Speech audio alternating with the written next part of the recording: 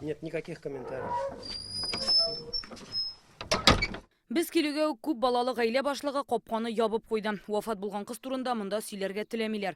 Бу көннәрдә алар тикшерүчеләргә аңлатма бирә-бирә арган инде. Абдуллинар ярак чурмага 8 ел элек Башкортстаннан күченгән булган.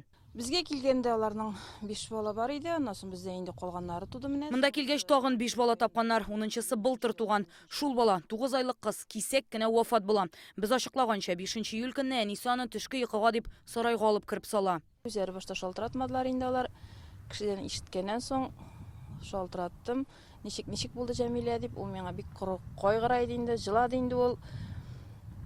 Юк, нигә ди, әзгенә температурасы бар иде, теш чыгайды аңгарды. Теш чыккачты мин аны шул температурасы теш бирә торгандыр дип уйладым ди.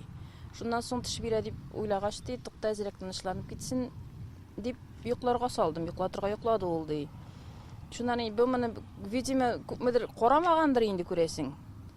Уже бала янына барып карасам ди, уже ди суламый инде ул ди. Сарайда кышкырт та тирлектә юк, шуңа күрә балаларын анда йоклаткан диләр авыл җирлегендә. Сабыйны июль башында фельдшер тикшергән була. Медосмотр турында сөйләштем инде медсестралар белән аларның берсе көннегенә патронажга килдем ди, нормальный иде ди, бернинди авыртуы да юк иде. Авырмагач бала ни сәбәпле үлгән? Социаль шелтәрләрдә әнисе аны сарайда озакка калдырган дигән мәгълүмат чыкты. Бу чыннан да шулаймы? Ничек инде 9 айлык баланы үзең генә озак вакытка калдырып була? Буларны хәзер тикшерү комитеты ачыклаячак. Алар ялгышлык белән кеше үлеменә китерү мәндәсе буенча җинаять эше ачкан. По факту обнаружения тела ребенка без внешних признаков насильственной смерти. Баланың тәнендә үтерү билгеләре ачыкланмаган. Хәзер әлеге очрак буенча тикшерүчеләр җинаять эше ачты. Ул ялгышлык белән кеше үлеменә китерү мәддәсе буенча карала. Тиешле экспертизалар билгеләнде. Ул баланың үлем сәбәбен ачыкларга ярдәм итәчәк. Бу йортта күп балалы гаилә яшәве ерактан ук күренеп тора. Капка алды тулы уенчыклар. Монда малайлар өчен туп, машиналар, хәтта баскетбол боҗрасы да бар.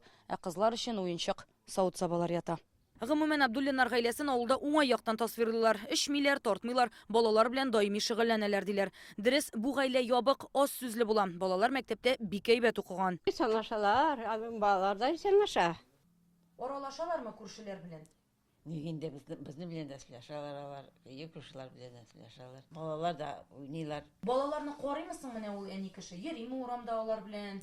Юри, карый. Дети дикие у них.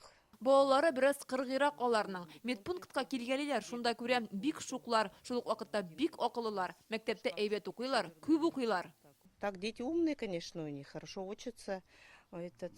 Читают очень много, и они сами очень много читают. Әниләре белгечлеге буенча татар тел укытучысы, балаларны бакчага йөртмәгән. Гомумән аларны табигать кешеләре дип сөйлиләр. Гаилә күп балалы булганлыктан социаль органнар даими тикшереп торган, һәм ирдә хатында рәсми эшләмәгән. Алар менә ничек дип әйтим инде, табигатькә бәйләнгән кешеләр дип әйтим соң. Аларны менә шул балаларны җитәкләп безнең аларга каракүл ерак түгел бит инде. Каракүлгә китә аларны тизеп су коендырырга. Алып китә аларны урманга тизеп. Үзенчә аның менә тәрбия усуллары шундый. Алар инде менә больницаны яратмыйлар инде, больницага барасылары килми инде, халык медицинасы белән күбрәк итәләр инде, шөгыльләнәләр, шуның белән дәвалый инде ул балаларны. Без әни кешене балалары белән өйгә кайтып барышлый очраттык. Ул аралашудан баш тартмады. Әмма гаиләгә килгән кайгы урынына юлсызлык мәсьәләсе турында сөйлисе итте. Шунда юллар бомба ыргытылган кебек. Менә безнең сабыйлар Карадуган мәктәбенә шул автобуста йөри. 20 минут ала торган юл, алар 2 сәгать буе бара. Абдуллинарның уллары былтыр 18 яшын тутыргач үз-үзенә кул салган була. Сәбәбе билгесез. 3 көнлек вафат булган сеңлесен абыйсы янына җирләгәннәр. Балтач районыннан Рани Абдрахманова, Данил Филатов, Яңа Гасыр каналы.